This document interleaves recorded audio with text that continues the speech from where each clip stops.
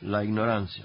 Y en España es más bien algo muy real, la falta de conocer el Evangelio. Romanos capítulo 10, 12 en adelante, Romanos 10, 12 dice, porque no hay distinción entre judío y griego, pues el mismo Señor es Señor de todos, abundando en riquezas para todos los que le invocan, porque todo aquel que invoque el nombre del Señor será salvo. Recuerda que no es solamente el nombre de Jesucristo, sino Cristo como Señor.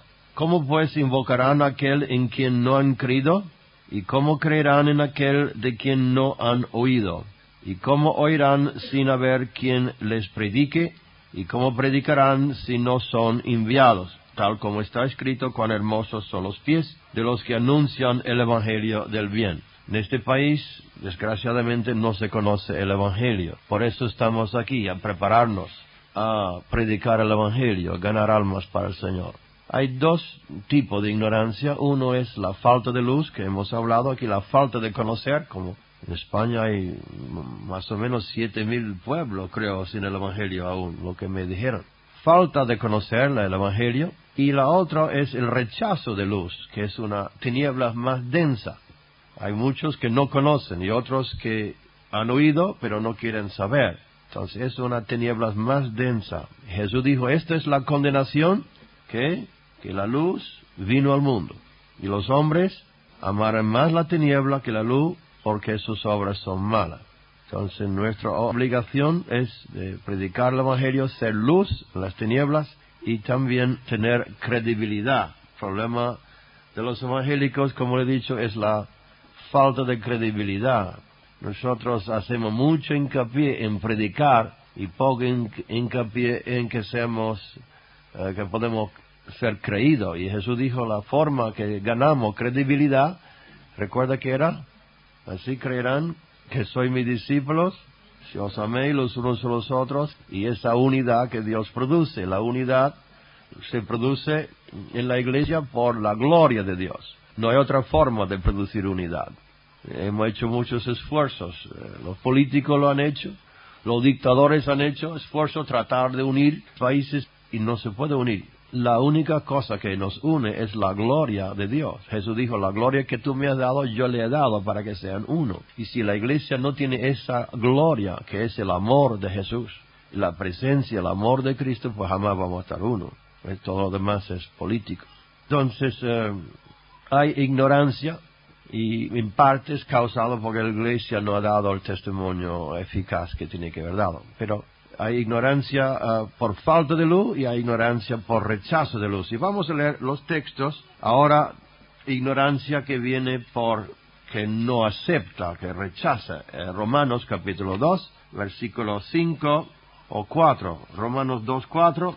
O tienes en poco la riqueza de su bondad, tolerancia y paciencia. Es un texto muy bueno si quieres utilizarlo con gente que te están rechazando el Evangelio. Siempre con respeto, no con orgullo ni antagonismo. Es muy importante que el creyente no se hace como si es mejor que ellos. No somos mejor, estamos en una situación mejor. Pero el orgullo siempre separa a la gente. Cuando tú te desciendes, te bajas al nivel, entonces puedes comunicar. Nunca se comunica encima, se comunica cuando bajamos. Nos identificamos con ellos.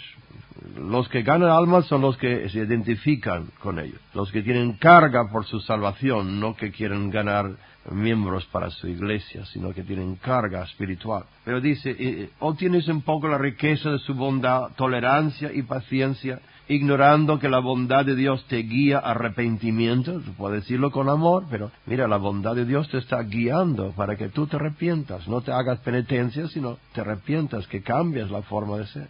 Mas por causa de tu terquedad, eso lo pone en otra traducción, ¿cuál es? Dureza. Causa de tu dureza de tu corazón, o terquedad, también una palabra bastante buena, no arrepentido, estás acumulando, ¿qué? Ira para ti en el día de la ira de la revelación del justo juicio de Dios, el cual pagará a cada uno conforme a sus obras. Entonces el Espíritu Santo, cuando Él viene, va a convencer al mundo de pecado, de justicia y de juicio. Pero necesita que tú sea portador de esa palabra, para que el Espíritu Santo tome esa palabra y trae convicción de pecado, de justicia, de juicio. El pecado, la raíz de todos los pecados, ¿cuál es? Amor al dinero. Ojalá. No. Sí, pero Jesús dijo en ese texto, de pecado porque no creen en mí. La raíz, la base de todo el pecado humano es por no creer en Jesucristo. De ahí sale todo el fruto. En lo que nos manda el infierno es no creer. El que cree será salvo, el que no cree será condenado. Entonces hay que volver a la base es no creer. ¿Y creer qué significa creer? Reposar en Él, confiar en Él. Cuando yo estaba en Cuba comenzando las obras, recuerdo que tomaba 2 sillas y le decía, yo no puedo estar sentado en 2 sillas a la vez. Y si la fe es confiar, reposar y agarrarse a Cristo, no puedo estar en 2. Yo creo en Dios, todos los santos, en la Virgen y y el otro. No crees en nada. El que cree en Cristo, cree completamente en Cristo, que Él es suficiente, es nuestro suficiente Salvador. No hace falta otro, ¿verdad? Yo estuve hablando con 2 sacerdotes jesuitas. Vinieron a mi iglesia en Málaga y en la conversación pues hablamos del Señor como Salvador. Y el jesuita siempre decía, el Señor nuestro Salvador. Y yo le digo, ¿usted cree en Jesucristo como Salvador?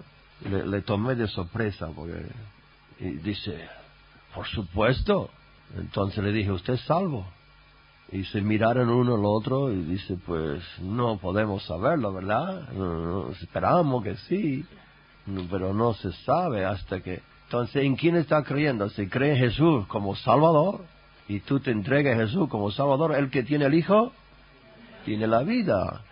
Y por estas cosas están escritas, dice San Juan, para que creéis en el Hijo de Dios. Y el que cree pasa de la muerte a la vida. Entonces, la base de todo es la creencia en Jesús. Ahora, esa creencia, esa gracia que recibimos, nos enseña cómo vivir. La gracia de Dios nos enseña que dejando la impiedad, vivimos honradamente y santamente. No es que vamos a seguir en pecado para que la gracia abunde, ¿verdad?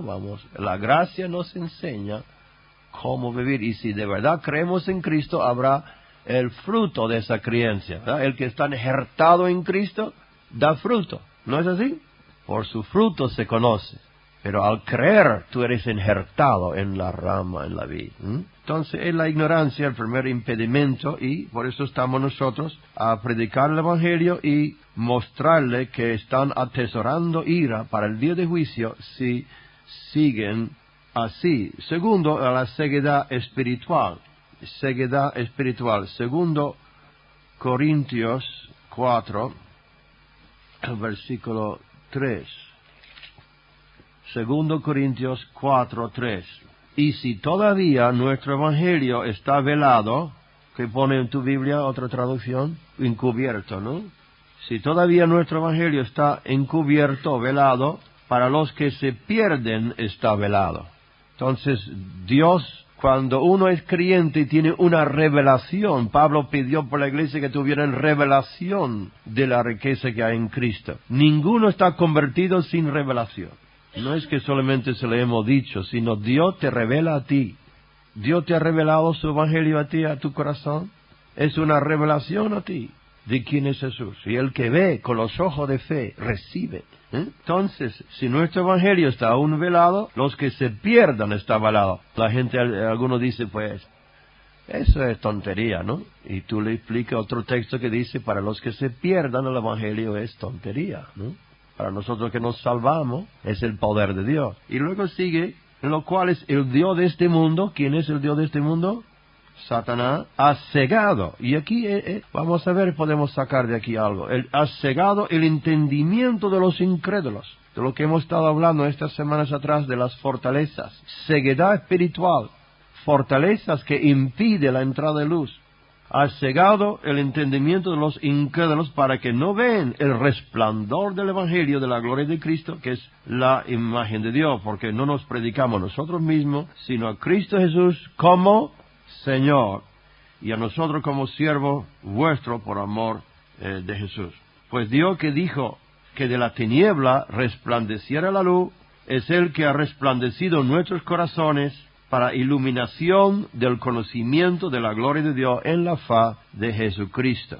Entonces hay una ceguedad espiritual muy densa hoy en día y sobre todo se está viendo en los que han tenido contacto con ocultismo. Incluso la idolatría produce una ceguedad espiritual. Los que han estado con ídolos, en la Iglesia Católica, por ejemplo, este tipo de idolatría produce una ceguedad muy fuerte. Y todo contacto con el ocultismo produce una ceguedad muy fuerte. Y contacto con la nueva era produce una ceguedad muy fuerte. Y entonces cuando tú estás testificando, a veces el diablo le pone la mente en blanco a ello. Y no entra. Entonces, mientras habla, hay que estar reprendiendo y atando, para que ellos puedan tomar decisiones, porque Satanás resiste la luz. Y los que tienen influencias demoníacos, tienen alrededor de ellos una nube negra que le impide la luz entrar. No solamente es razonar con ellos, sino mientras tú hablas, tú atas en el nombre de Cristo el espíritu de ceguedad espiritual. Satanás te ata en el nombre de Cristo. Suelta esta mente para que el Evangelio entre. La persona tiene que tomar la decisión, pero verá cómo cambia tan radicalmente la forma de contestar a esa persona cuando tú atas los poderes que le tienen en esta ceguedad espiritual. Se han abierto a demonios y por lo tanto tienen esa ceguedad. El Dios de este mundo. Y también por los medios de comunicación, por la forma de que el mundo piensa, es una ceguedad espiritual. El mundo está bajo el control del enemigo y le tiene las mentes cegadas por la forma de que piensa el mundo entero. Hablamos de eso ayer. Entonces, ahora vamos al tercer impedimento de la conversión, que es la incredulidad. Incredulidad. Estuve hablando con un hombre esta mañana. Me dijo que su problema era eso, que no creía, pero tampoco lo ven como algo malo, lo ven como algo intelectual. El que no cree es intelectual, el tonto cree. Esa es la forma del mundo. Cuanto más duda, más intelectual es. Pero no es así, ¿verdad? Y aunque Tomás dudó, terminó creyendo. No sé hasta dónde podemos llegar esta semana, pero vamos a llegar a donde podemos. Vamos a poner una base. Hebreos capítulo 3, 12. Notemos que también los creyentes, nosotros creyentes, podemos tener un corazón de incredulidad. Hebreos 3, 12. Tened cuidado, hermanos, no sea que en alguno de vosotros haya un corazón bueno de incredulidad. Así dice, amén. ¿No? ¿Qué dice? Un corazón malo de incredulidad, para apartarse del Dios vivo. ¿Han tenido alguna vez deseo de apartarse del Señor? Levanta la mano, los que han tenido deseo de apartarse del Señor. Levanta la mano todo el mundo, venga. Todos hemos tenido eso, ¿verdad? Pero lo hemos vencido. Entonces, ten cuidado, hermano, que no sea que alguno de vosotros haya un corazón malo de incredulidad, para apartarse del Dios vivo. Antes exhortaos los unos a los otros cada día, mientras todavía se dice hoy, no sea que alguno de vosotros sea endurecido por el engaño del pecado. ¿Cuál es el engaño del pecado? A ver si recuerdo lo que dije ayer. La felicidad, que el pecado promete felicidad. Ese es el gran engaño. Porque somos hechos partícipes de Cristo, si es que retenemos el principio de nuestra seguridad firme hasta el fin. Este es un punto fuera del tema, pero es muy importante para los que creen en la eterna seguridad. Lo que dicen, yo creo en la eterna seguridad. Todo creyente cree en la eterna seguridad, pero hay gentes que creen que una persona ya que está nacido de nuevo no puede perder. Yo creo que una persona que está salvo no se puede perder. ¿Pero qué significa estar salvo? Los salvos no se pierden porque están salvos. Me estoy confundiéndole, ¿no? Estoy confundiéndole. El que está salvo, está salvo. ¿Pero qué es salvo? Salvo significa nacer de nuevo y bautizarse. La Biblia habla de 4 tipos de tierra y luego dice, recibieron la palabra con gozo, pero en tiempo de persecución caerán, ¿no? Entonces, la Biblia dice claramente aquí, versículo 14, para quitar duda, somos partícipes de Cristo, ¿sí? Si es que retenemos el principio de nuestra seguridad firme hasta el fin. Esa es la condición.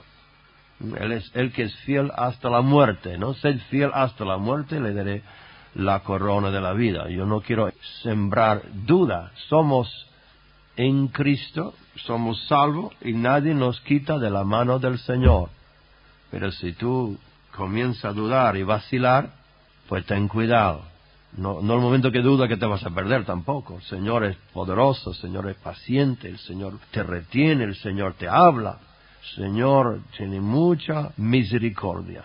Pero si tú al final de tu vida dudas del Evangelio, pues yo no quiero poner la mano en el fuego por ti. Incredulidad.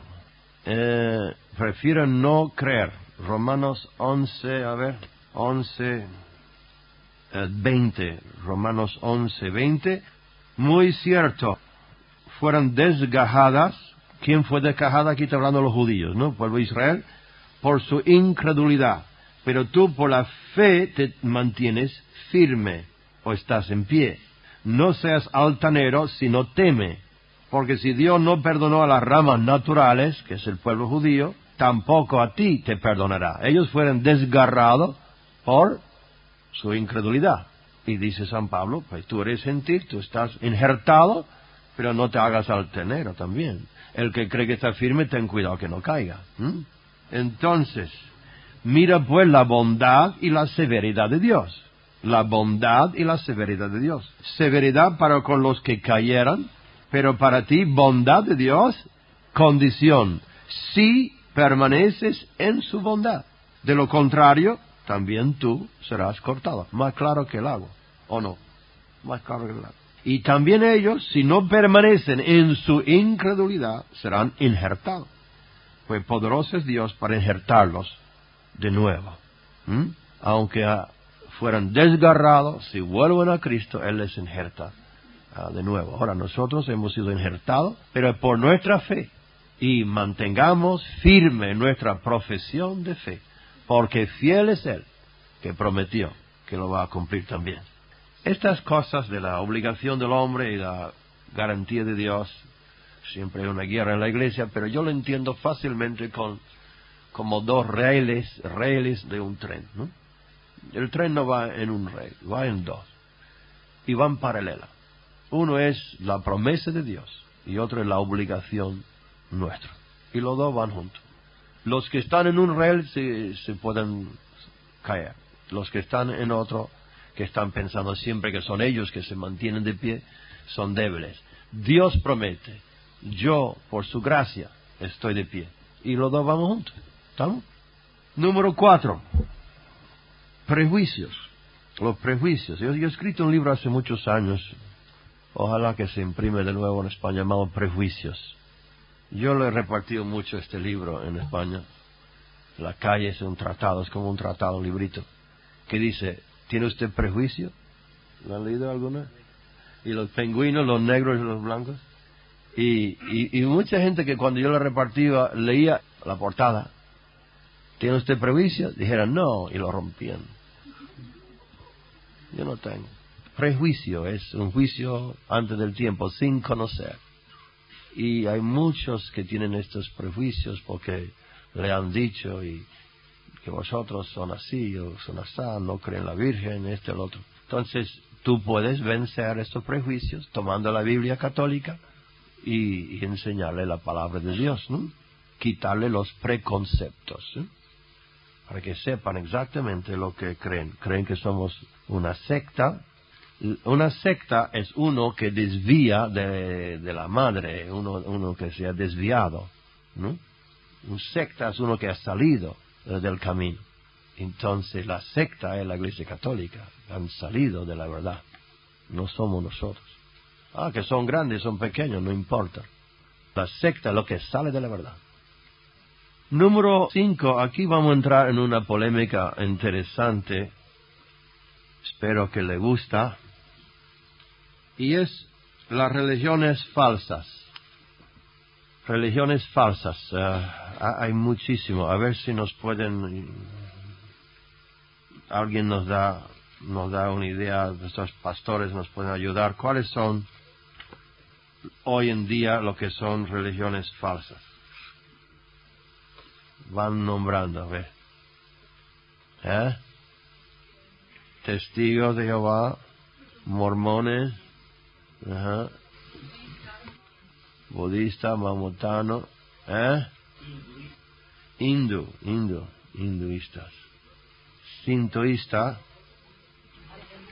adventista, Hare Krishna, Niño de Dios, Nueva Era. Eso se ha muerto todo, ¿no? Ya no queda. Quiero leerte algo y luego le pido su opinión sobre lo que voy a leer. ¿Quieres? ¿Están atento? ¿Atento? Se habla mucho en estos días en cuanto a nacer de nuevo. En las enseñanzas de Jesús, nacer de nuevo es alcanzar nuestra propia identidad como un hijo de Dios, igual que Él. Él era y es la autoexpresión del infinito poder del universo, igual que tú. La única diferencia entre Jesús y tú es que Él alcanzó a la plenitud la verdad en cuanto a sí mismo y tú no, todavía. Es una cuestión de grados. Él era un superser en perfección. Tú lo eres en potencia. Pero nunca olvides una de sus más importantes declaraciones. Yo os digo que sois dioses. ¿Cómo logramos nuestra divinidad? Jesús dijo, tienen que tener un cambio de corazón. En términos modernos estaba diciendo, cambia el patrón de tu mente subconsciente, porque lo que tu subconsciente cree se refleja en tu cuerpo, en tus aconteceres. ¿Cuántos están de acuerdo con esto? Levanta la mano. ¿Cuántos no están de acuerdo? ¿Tú ves qué fácil te engaña? Esto es nueva era. Menos mal que la mayoría no calla. ¿Ve cuán engañoso es esto? Se puede hablar y hablar con alguien de la nueva era siempre que no se intente llevarlo a una exacta definición de que Jesús y de que Dios está hablando. Creen que los humanos somos divinos. De la misma forma que un hindú cree que todo ser humano es parte de Brahma. La Biblia dice, porque aunque haya algunos, en 1 Corintios 8:5, si quieren notarlo, porque aunque haya algunos que se llaman dioses, o en el cielo o en la tierra, como hay muchos dioses y muchos señores, nosotros empero no tenemos más de un Dios, el Padre, del cual son todas las cosas, y nosotros en Él, y tú, Señor Jesucristo, por el cual son todas las cosas, y nosotros por Él. ¿Puede leer algo más? A ver si, ¿cómo lo ves? ¿Está escuchando? Muchos hablan a través de los medios masivos desde la plataforma de la religión organizada y la Biblia, y por tanto hay credibilidad en sus palabras. Pero si condenan y juzgan a los demás, si predican la autodegradación, si agitan a las masas contra un segmento particular de la sociedad, si intentan limitar la libertad de escoger del individuo con cualquier forma de represión, y si promueven el miedo a Dios y la desconfianza hacia la humanidad, no están enseñando la verdad. Dios es, y el hombre es su autoexpresión. Cuando el hombre haya su identidad, una raza de dioses gobernará el universo como hijos e hijos del Altísimo, el Padre de todos. ¿Qué le parece? ¿Qué es? Nueva era. Mejor que sepas, ¿no? Pues son muy engañosos. Otras cosas que dicen, estos hombres y mujeres no andan por ahí haciendo el papel de Dios, son Dios. Uno de sus textos.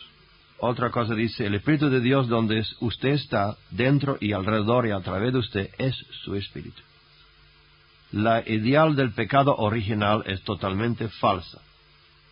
Yo estoy de acuerdo con eso. Yo no creo en el pecado original, eso que sacó San Agustín, mi opinión personal. Tus hermanos pueden corregirme. Yo no creo en el pecado original porque eso ha dado base por el bautismo de niños. Y el Señor dijo, de tales es el reino de los cielos, dejad los niños venir a mí. Ahora, pecado original en que el niño nace con pecado, eso no lo creo. Ahora, en que hay tendencias originales por Adán, la naturaleza adámico. Porque si uno habla del pecado original, como dijo San Agustín, yo creo que Dios tiene obligación a salvarnos porque nacimos así.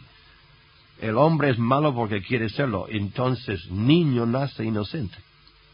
Y va adquiriendo por sus entornos y por esta tendencia que tenemos al pecado. Pero dicen aquí la ideal del pecado original es totalmente falsa.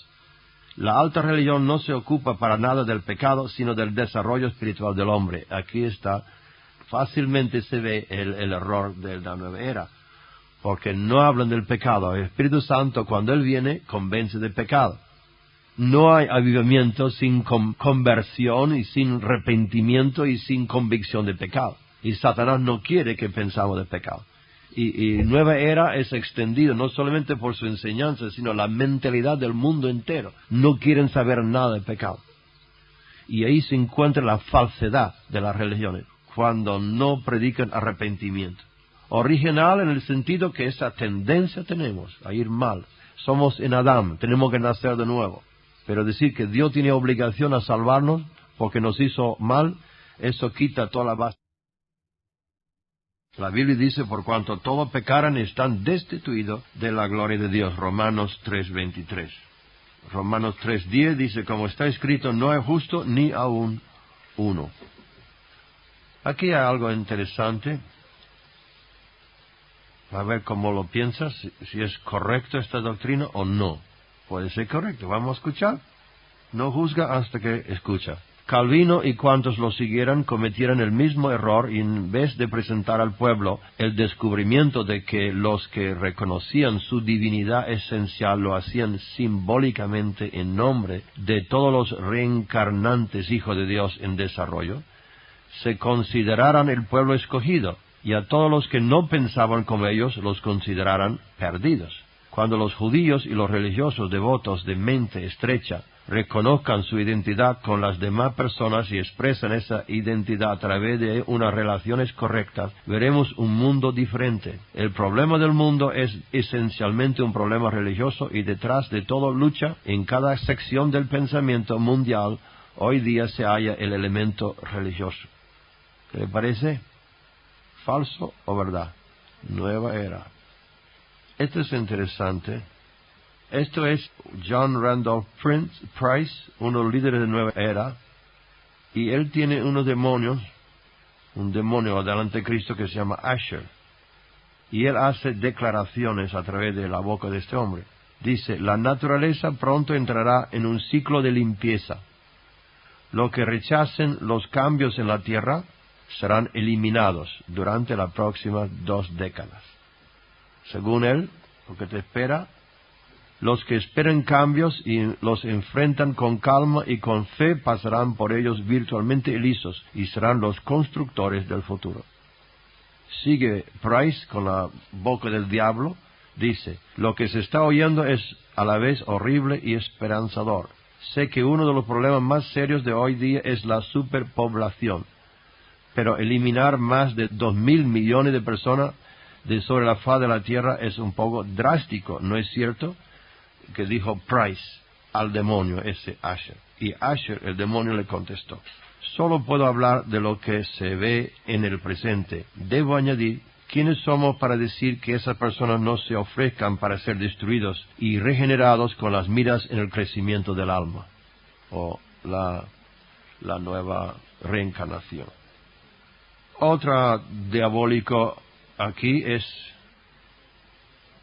David Manning. Cuando la gente acepta la verdad de la reencarnación es básicamente quedar endemoniado.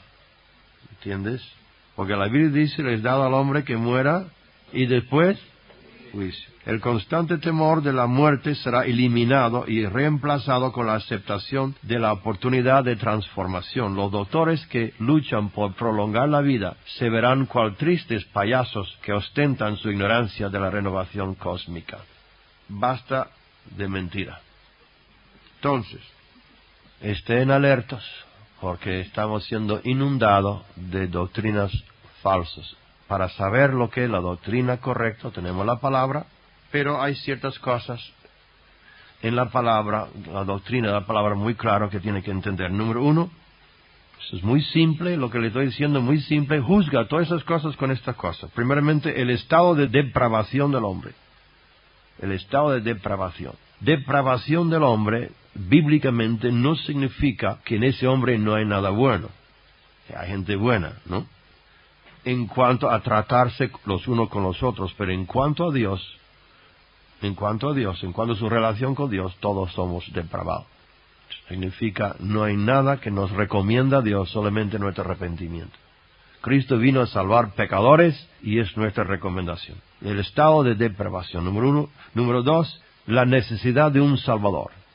No de un desarrollo de nosotros mismos, no realizar nuestra conciencia espiritual, no reconocer el Dios en nosotros, sino necesitamos un Salvador.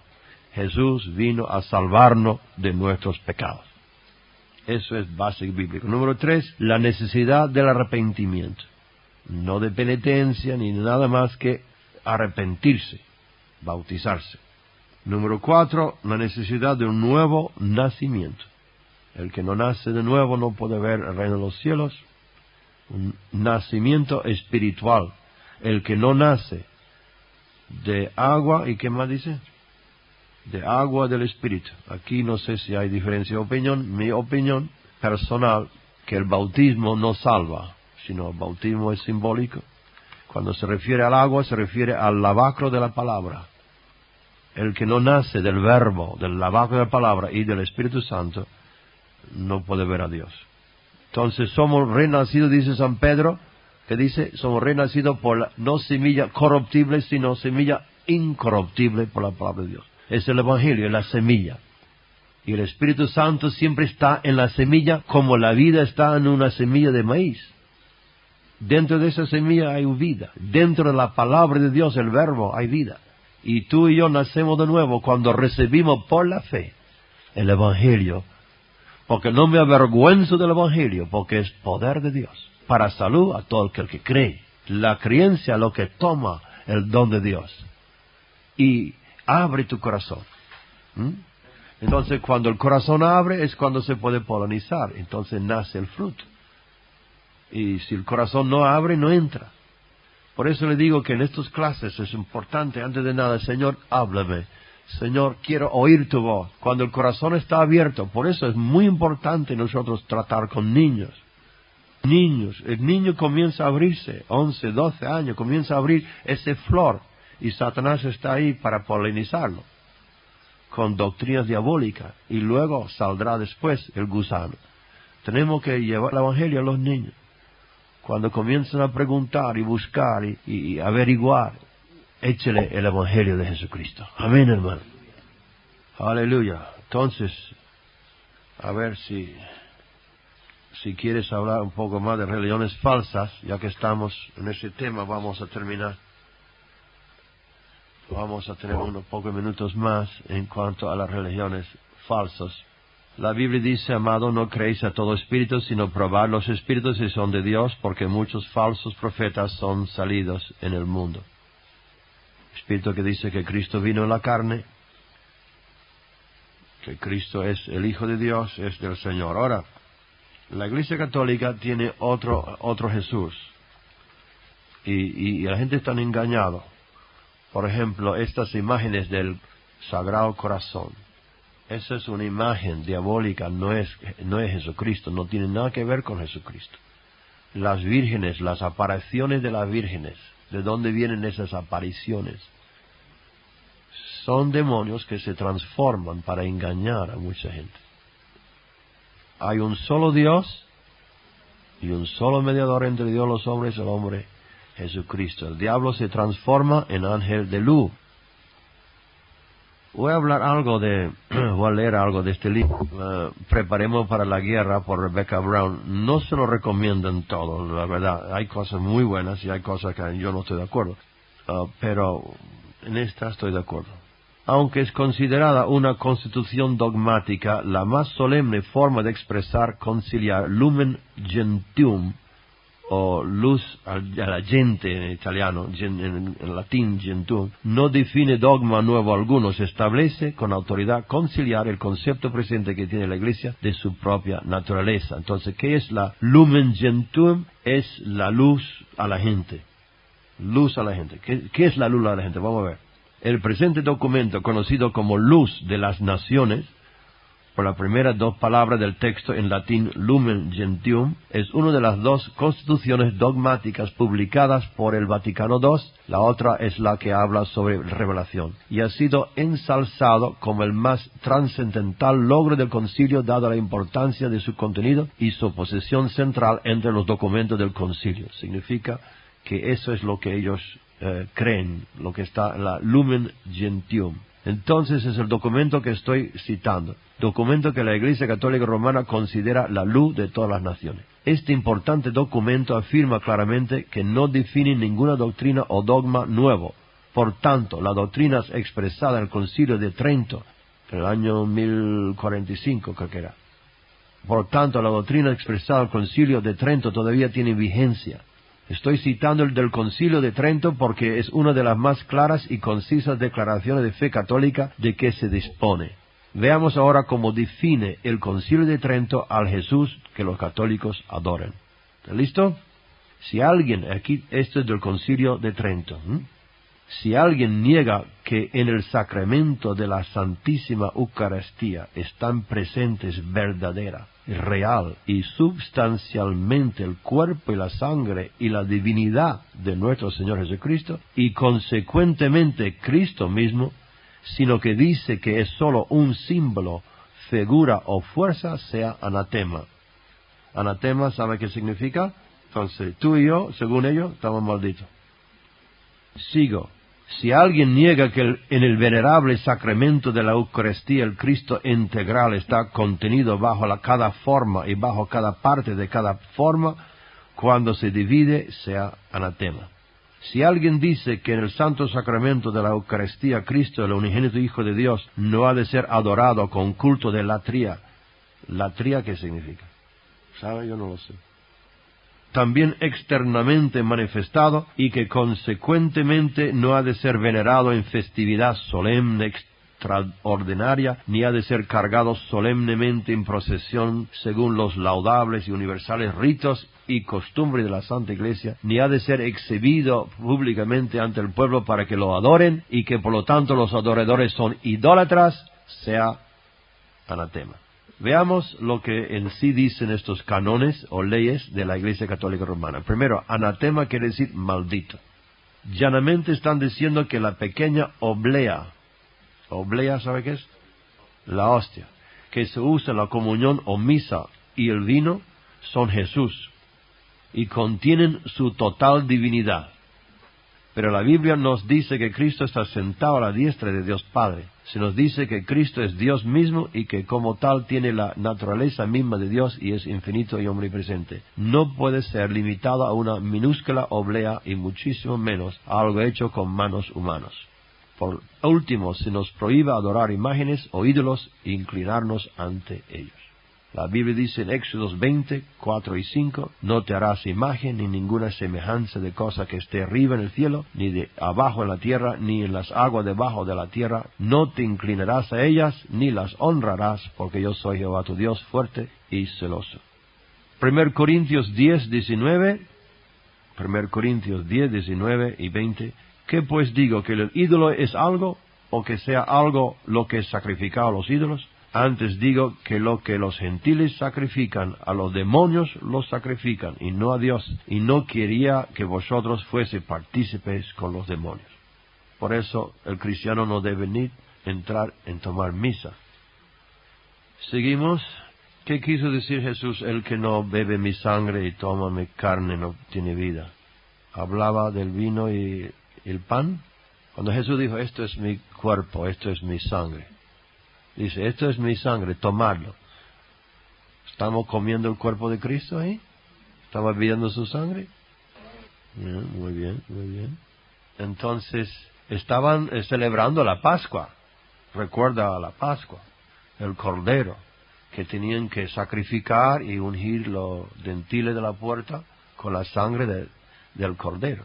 Y entonces en la Pascua llegó Cristo a celebrar la Pascua y dijo, soy yo soy el Cordero. He aquí el Cordero de Dios que quita el pecado del mundo, ¿no? Simbólicamente. Y la forma que podemos comer a Cristo es comer el Verbo. La Biblia dice, y el Verbo se hizo carne y habitó entre nosotros, ¿no? El verbo, la palabra se hizo carne y habitó entre nosotros. Y al recibir al verbo, yo recibo a Cristo. Al beber de su espíritu, recibo su vida, porque la vida está en la sangre. ¿Comprende? Entonces eran simbolismos. No estaba hablando de comer pedazo de hostia ni pedazo de pan. La Biblia dice cuando no reconocer el cuerpo de Cristo, el que come y bebe indignamente sin reconocer el cuerpo de Cristo, no está hablando del pan, está hablando de la iglesia. El que no reconoce su hermano, su hermana en la iglesia, el que destruye el templo de Dios, Dios destruirá.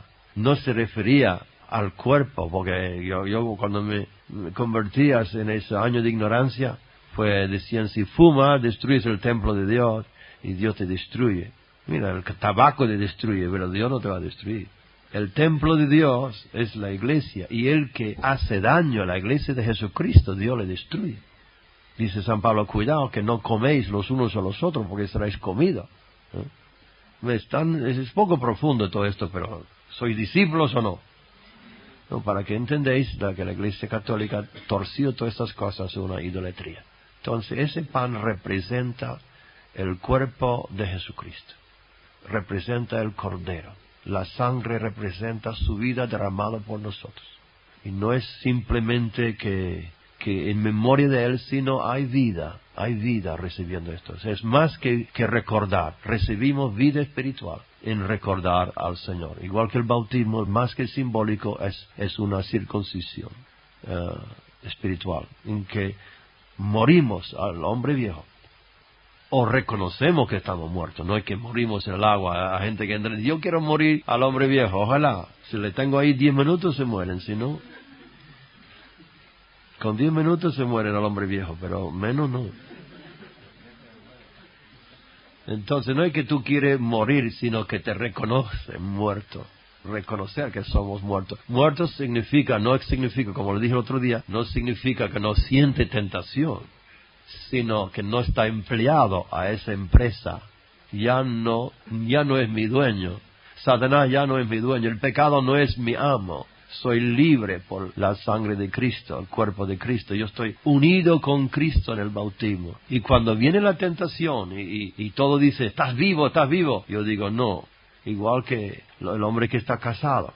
No digo que no va a tener tentación, pero cuando se le pasa la tentación, le dice, no, estoy casado. Es un ejemplo malo, pero me comprenden. Aleluya. Mira, el tiempo ha volado. Religiones falsas número 5. Vamos a terminar con uno más y termino este capítulo. Primero era ignorancia, ¿verdad? Segundo, ceguedad espiritual. Tercero, incredulidad. 4, prejuicios. 5, religiones falsas. Y 6, una iglesia que no es la luz ni la sal de la tierra.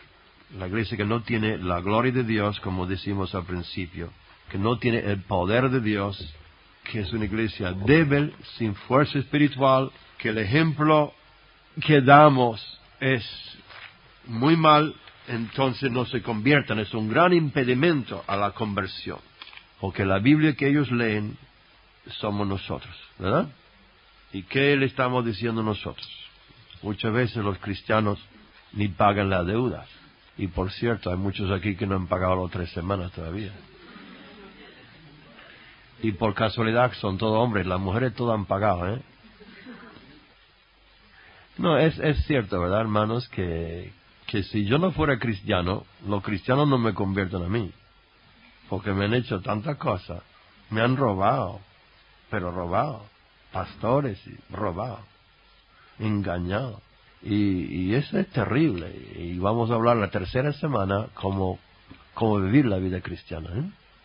Pero es un terrible impedimento, y la Biblia dice, ay de aquellos que son escándalo, que causan escándalo. Vendrán, pero tengan cuidado, que nosotros no seamos piedra de tropiezo de nadie. Esos son los impedimentos a la conversión, habrá más, pero con eso tenemos bastante para luchar, ¿verdad? Vamos a dar gracias al Señor en oración. Padre Santo, te damos gracias por tu palabra hoy. Pedimos que nos tenga alerta a todas estas enseñanzas diabólicas, estas influencias diabólicas que vienen a engañarnos y a quitarnos de ti. Ayúdanos, Señor, ser sinceros con nosotros mismos, ser transparentes y estar siempre dispuestos a ser santo como tú eres santo, Señor. Líbranos, Señor, de esta terrible tentación a la felicidad y enfoca nuestra mente a la santidad. En el nombre de Cristo. Amén.